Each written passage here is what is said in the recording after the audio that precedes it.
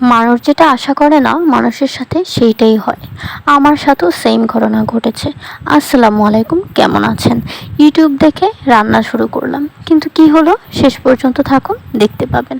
তো আমি প্রথমে আলুগুলো ভালো করে কুচিয়ে নিয়েছি। আলু যখন কুচি করছিলাম তখন মনে মনে ভাবছিলাম বাবার বাড়িতে বসে একটু কুটোও নাড়িনি, আর শ্বশুর বাড়িতে এসে রান্না না করলে হয়ই না, সবার মন জোগাতে হয়।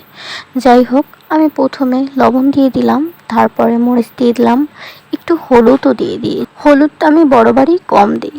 তারপরে ধনিয়ার গুঁড়ো, জিরের গুঁড়ো, এই দুটাই আমি দিয়ে দিয়েছি। আপনারা চাইলে ধনিয়ার গুঁড়োটা স্কিপ করতে পারেন। ইউটিউব থেকে রান্না করছি, জানি না কেমন হবে। আমার কাছে তো ভয় ভয় লাগছে, কারণ এই প্রথম ইউটিউব দেখে এরকম একটা নাস্তা আমি তৈরি করছি সন্ধ্যাবেলার জন্য। সবাই খাবে তো মনের মধ্যে একটু তো ভয়ই লাগছে, ভালো হয় না। তারপর আমি রাঁধুনি মশলা দিয়ে দিলাম। রাঁধুনি মশলাটা আমার বাসায় সবসময় থাকে সবজি স্টিম করার জন্য, এবং রান্নার ক্ষেত্রে আমি রাঁধুনি মশলাটা ইউজ করি এবং আমার কাছে খুবই ভালো লাগে। এটার ফিডব্যাকটা অনেক ভালো। আমি পরিমাণ মতন চালের গুঁড়ো দিয়ে দিয়েছি। অনেকে এটার মধ্যে ময়দাও দেয়, আমি যে ইউটিউবে দেখেছি সেখানে ময়দা দিয়েছে, তো ময়দাটা আমার কাছে ভালো লাগেনি, তাই আমি চালের গুঁড়ো দিয়ে দিয়েছি। চালের গুঁড়ো দিলে হয় কি, মুচমুচে হয় খাবারটা। আপনি যখন মুখে দিবেন তখন স্বাদটা দ্বিগুণ বেড়ে যায়। বিলিভ না হলে যারা রান্না করে তাদের কাছে জিজ্ঞেস করে দেখবেন। যাই হোক, আমি ভালো করে একটু লবণ ছিটিয়ে দিলাম, কারণ লবণটা তো সব রান্নার ক্ষেত্রেই প্রয়োজন। তাই আমি লবণটা দিয়ে দিয়েছি। আর মনের মধ্যে ভয় লাগছে যে আমি কি দিচ্ছি না দিচ্ছি আমি জানি না, কারণ ইউটিউবে দেখা রান্না অনেক সময় ভালো হয়, অনেক সময় খারাপ হয়।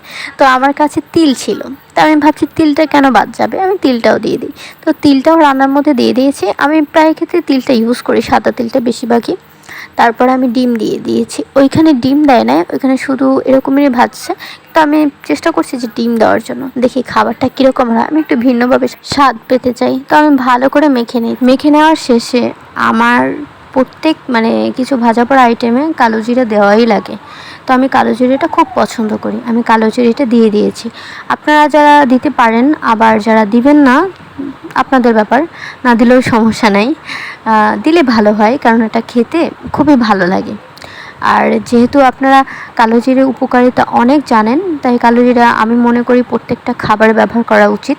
কালো জিরা ভর্তা থেকে শুরু করে কালো জিরা ভাজা পোড়া মাঝে দিয়ে যে খাওয়াটা, এটা সত্যি অসাধারণ লাগে এবং খেতেও খুব ভালো লাগে। তো আমি সবগুলো মেখে এখন ভালো করে ফ্রাই প্যানে তেল দিয়ে বসিয়ে দিয়েছি। দেখুন আমার প্রায় ভাজা হয়ে যাচ্ছে, কারণ এগুলো বেশি ভাজা লাগে না, অল্প আছে দিলেই ভাজা হয়ে যায়। তো আমার ভাজা শেষ। দেখুন কেমন হয়েছে, খেতে কিন্তু সত্যিই দারুণ হয়েছে।